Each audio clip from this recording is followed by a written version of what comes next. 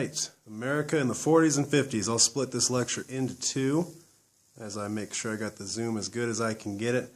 All the PowerPoints will be on the Google Classroom, so if something on here is a little difficult to read or see, that will be posted for you. But here's our first lecture for Unit 8 for AP, but also one of the last lectures for US for our early Cold War 40s and 50s segment.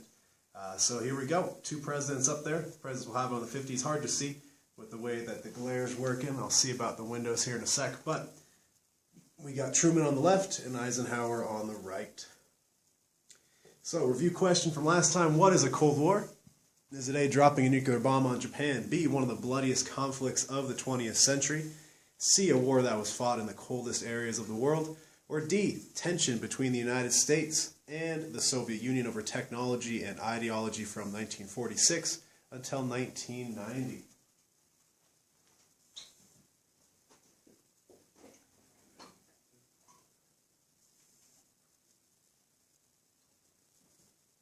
Second question to start us off.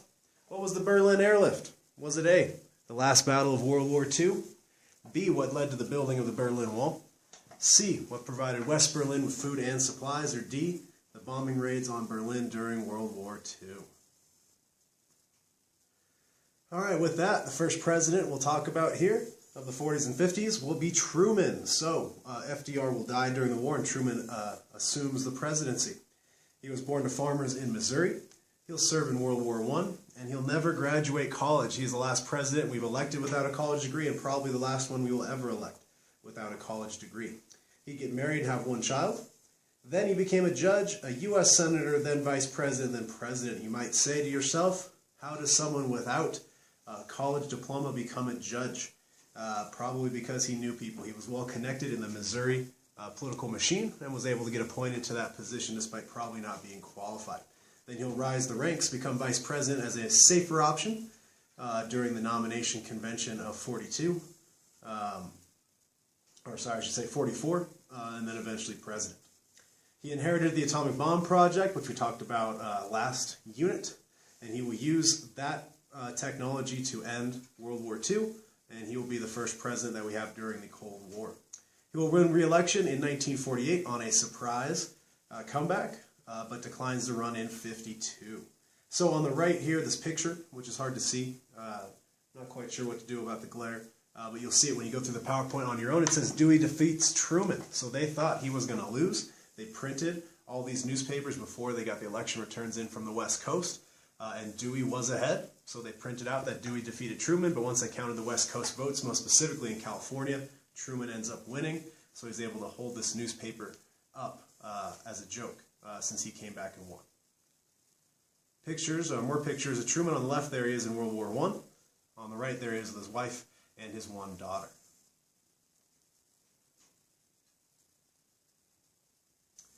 All right, successes as president for Truman. Number one, he's going to end World War II. He deserves some credit for the war ending. Presidents get credit for that. Leaders of countries get credit for that, so he should get some. He will desegregate the Army in 1948 by executive order. That will not be a popular decision, as we'll see with some headlines here in a minute, but people were quite angry about that. So the Korean War will be the first war we fight with an army that is desegregated. The Fair Deal will be his package of legislation. He wants to expand the New Deal. So he wants more housing reform, he wants full employment, higher minimum wages, farm support, a new Tennessee Valley Authority, so a new program to extend hydroelectric power and power infrastructure into low-income southern communities. He wants an extension of Social Security, and he wants increased rights for African Americans. Of those, all he'll get a raise of the minimum wage, he'll get some more money for public housing, which we did an activity on, and he'll extend old age insurance to more people. So basically, in the end, he does not extend the New Deal, but he saves the New Deal, which is important because a lot of New Deal programs are still things we rely on, even right now, like Social Security or the FDIC, as we talk about banks and money and stuff during this whole issue, this whole pandemic we're going through. Next thing, he will officially sign into law the GI Bill of Rights, which was an idea that FDR was mostly pioneering, but a way to reintegrate soldiers after the war.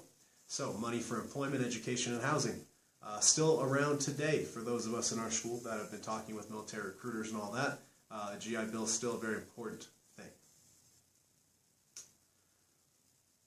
So, there we go. Next question. Truman's decision to desegregate the Army was very popular. Is that true or is that false? All right, more pictures. There we go on the left. President Truman wipes out segregation in the armed forces.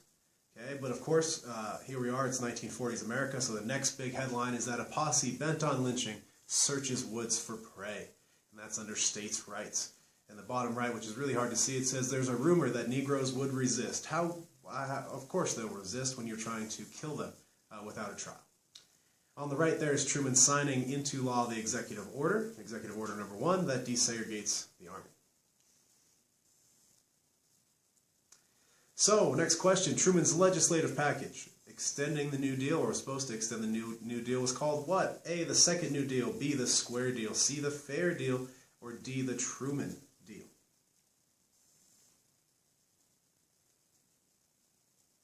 All right, failures. Okay, he'll be a pretty up and down president, and so here's some of the downs. So failures. The Taft-Hartley Act, something that he will pass and he will push. There was a lot of labor unrest during this time period. 4 million people were on strike during Harry Truman's presidency. This bill provides, or I should say mandates, an 80-day cooling off period and was aimed at hurting unions. It will outlaw the union-only hiring hall, and it will set the stage for what we call right-to-work laws. The whole thing tarnished Truman's reputation with everyday Americans. Of course it did. Most Americans were part of this labor unrest at this point. The Korean War, 1950 to 53, another thing we've talked about in this unit, although for AP we still have to cover it, so you guys will be getting on that here pretty soon. It gained no land and lost no land. 54,000 dead Americans after the end of these 3 years. The Red Scare. Fear and paranoia over communism will take over the country, ruining many lives, careers, and reputations. Truman himself will not be the most hysterical of this, especially when you compare him to Joseph McCarthy, who we'll talk about here in a second. But he was not measured enough. He wasn't able to calm down the public. And he will institute his own loyalty program, which legitimized the idea that the country is being taken over by Reds. He will also allow many civil rights and civil liberties to be suppressed during this time period. And then there'll be the assassination attempt and how we deal with Puerto Rico. Decades of political failure and miscalculations towards Puerto Rico culminated with the Puerto Rico Commonwealth Bill. This will not grant Puerto Rico its independence or give it a vote in Congress, but it puts it on a different legal footing and theoretically made them allowable for them to elect their own government, although we'll continue to appoint their governor for a while. This will anger militant separatists in Puerto Rico, okay, people who really want to be separated and will do it through violence if necessary. 2 of them will try to kill Truman on November 1st of 1950. He was staying at a place called the Blair House, which is another famous mansion in Washington, D.C. The White House was being renovated, so he was staying there. One of the assassins will kill a police officer. The police officer and Secret Service officers will return fire. The other militant will get caught and put in jail for life. Truman was never injured. Wasn't particularly close, but like I said, 1 police officer will die. So, the Red Scare. I will attach the video that says up there, the Sound Smart video. I'll make sure to attach it to this as well for you to watch. It's important for you to understand this. But basically, we decided that all socialists or communists, anybody with differing political ideas than us, was trying to destroy our way of life. And we needed to make sure that we rooted them all out from any position of importance. Hard to see here on the far right. Okay, there's signs that say better dead than red. That's kind of what the country was believing at this point. In the middle is Joseph McCarthy, who will be the most notorious of the Second Red Scare politicians, how he fear-mongered and used this to ruin a lot of people's lives, and we'll talk about him right now. So, the Red Scare is basically paranoia about communism and communist sympathizers. This will explode after World War II. Americans were scared of Soviet atomic technology, which will be developed quite quickly. We were scared of the spread of communism, and we were scared of communist spies throughout the country. Opportunistic politicians like Joseph McCarthy are going to take advantage of this to become more powerful themselves and to attack their enemies. The Smith Act of 1940 gets passed. It made it illegal to advocate for the overthrow of the government or to belong to any organization that advocates for it. It was tailor-made to go after the Communist Party of America and the Socialist Party of America, and most of those leaders will be arrested by the Truman Department of Justice and sent to jail using this act. The House Committee on Un-American Activity, or WHAC, will be created during this time to root out communists in America.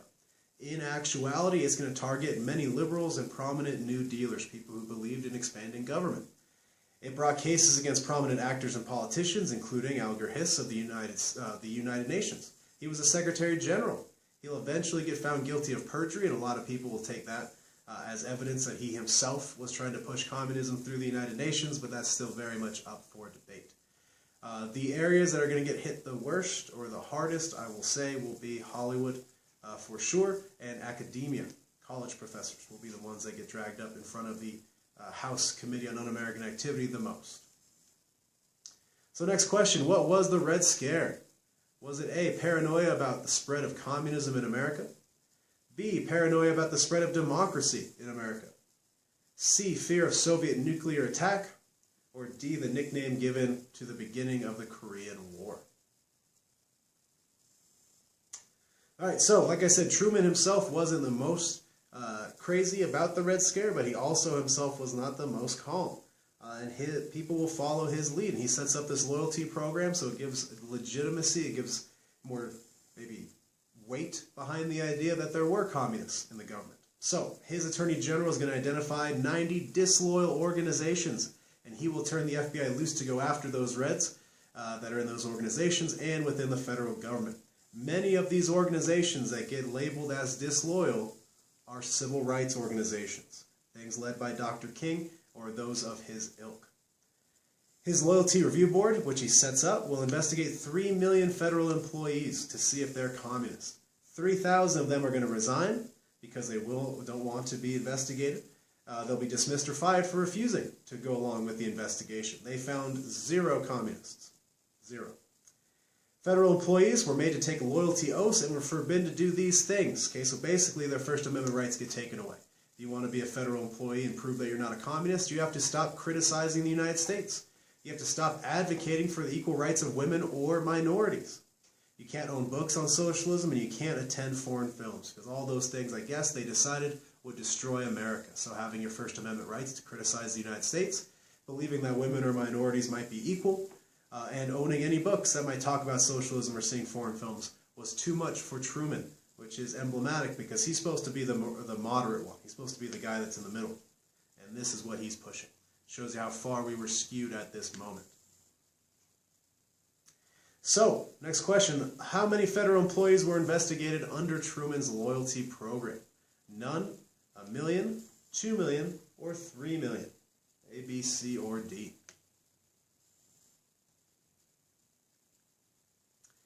All right, the Rosenbergs, okay, high-profile case during this time period. This Paris married couple would put on trial in 1951 for allegedly heading a spy ring aimed at giving atomic secrets to the Soviets.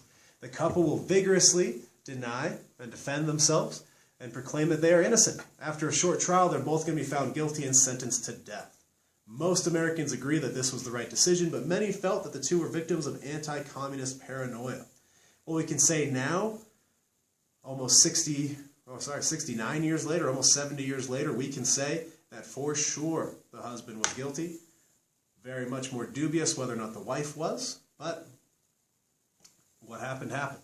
They will appeal to President Eisenhower for clemency. What that means is they weren't saying, release us, they were saying, keep us in jail forever, but don't kill us.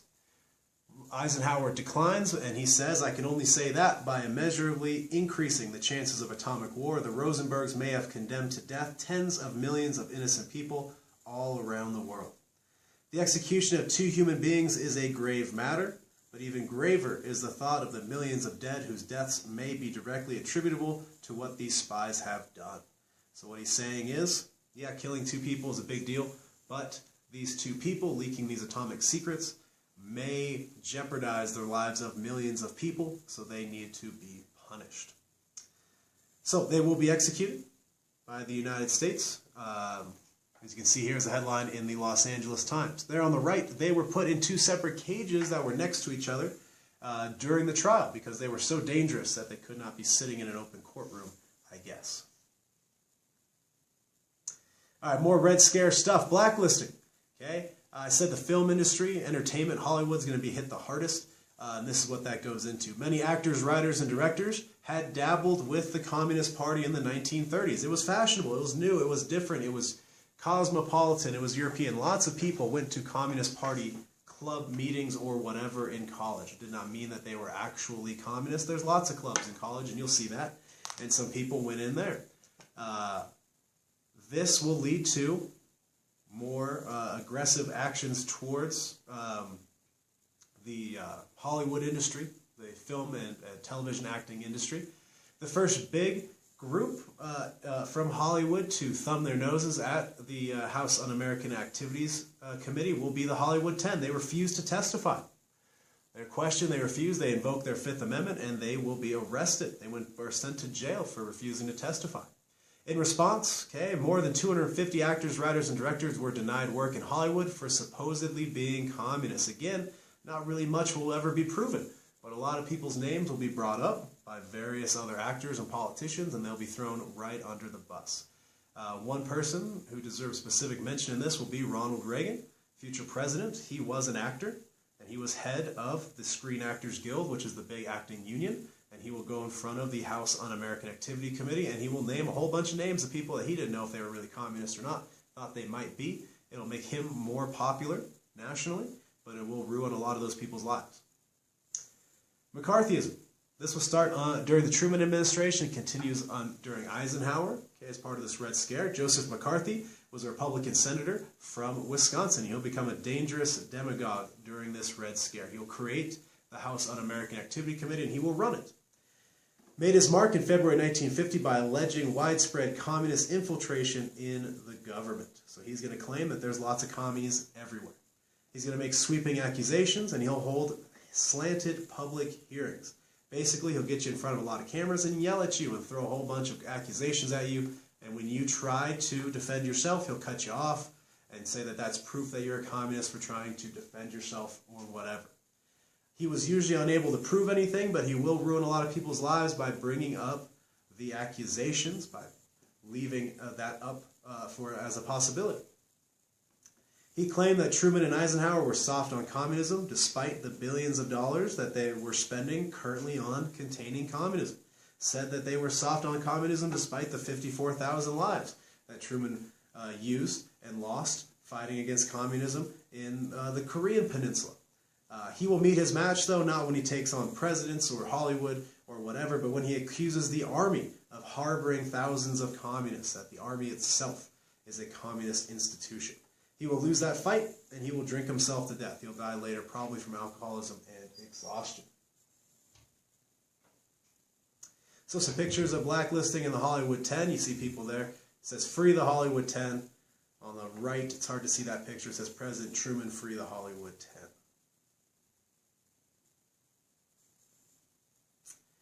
McCarthyism and its hearings. On the left, you can see someone being sworn in. You see all those people behind them. A lot of press. A lot of anti-communist sort of people that get invited to the meeting so they can yell and scream at people when they try to defend themselves, cheer on McCarthy and all that stuff. On the right, McCarthy and his men, shortly before he will lose his final battle. Speaking of, Joseph McCarthy finally met his match when he took on whom? A, the President, B, the Army, C, the Hollywood 10, or D, the House Committee on Un-American Activity.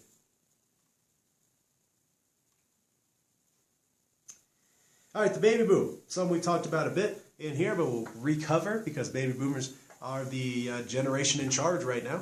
So, in the 1950s, the U.S. population is going to grow by 28 million, mostly in urban and suburban areas. And when we count in the entire baby boom, or most of the entire baby boom period right here, between 46 and 61, 63.5 million babies were born. So, of course, when GIs, when soldiers came home and they were reunited with their wives or girlfriends or mistresses and they have adult relationships, a lot of babies are born. This includes President Trump. This includes basically every president that we've had since the, since the 90s. We're all baby boomers except for President Obama. He misses that cutoff just barely. But this will be unprecedented population growth here in America. And up until now, the millennials are going to overpass the baby boomers here in a few years. But they were our biggest generation. So some pictures here. Social Security right there. That's what a Social Security card basically looks like. But the overall boomer period will be 46 to 64. And you can see there on the map how high those rates of birth are. Much higher than any other period basically on there. All right, so what are baby boomers? Are they A, babies born after World War II? B, weapons of mass destruction? C, a favorite toy of the 1950s? Or D, a popular form of music during the 1950s, during this time period? All right, next big thing, economic boom. This will be the best period of economic growth from 1946 or so, when the end of the war, all the way up until the late 1960s will be the best period of economic growth for average Americans. So the national income will nearly double in the 1950s. America accounted for 40% of all of the world's wealth, even though we only had 6% of the world's population. By 1955, 60% of all Americans owned homes, I should say, and the standard of living is going to double. The middle class will more than double from 5.7 million in 47 to 12 million in 1960. The suburbs will grow 6 times faster than the cities. Part of the reason why we had such great economic growth during this time period is that we had a much fairer tax system for average Americans, where the burden was higher on the upper classes and lower on the middle class, something we've gone away from since the 1980s, something we'll cover a whole lot of, I guess I should say from the 1970s, something we'll cover a whole lot of in the coming units. Sun Belt versus Rust Belt right there. There'll be more growth in the South and the West than in the North and the East. Population increases, businesses investment will grow there as well. Big point here is why businesses moved to the South and the West will be that there's less union activity. Okay, Southern legislators are much more hostile to unions, so it'll be a big reason why a lot of businesses will move to the South, because unionized labor costs less. Industrial jobs will start being lost overseas, and resentment will increase.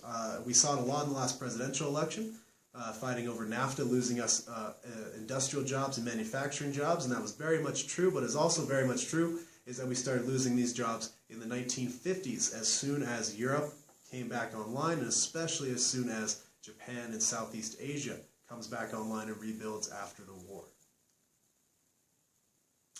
So Rust Belt to Sun Belt. The Rust Belt area is there in red. You can include parts of New York in there. Okay, it was a big-time manufacturing area, most of them bordering the Great Lakes. You still hear tales of them losing manufacturing jobs up until now. Sun Belt will be down there in the Southwest, so Arizona, New Mexico could probably be highlighted, Nevada and California especially, and then the South, right, with Texas, Florida on there, seeing huge increases in population, but you'll see throughout the rest of the South increases in manufacturing, as we talked about with lack of union density down there. All right, so last question here for part 1. The standard of living of the middle class grew considerably during the 1950s. Is that true or is that false? And there's our halfway point. I'll bring you part 2 here momentarily.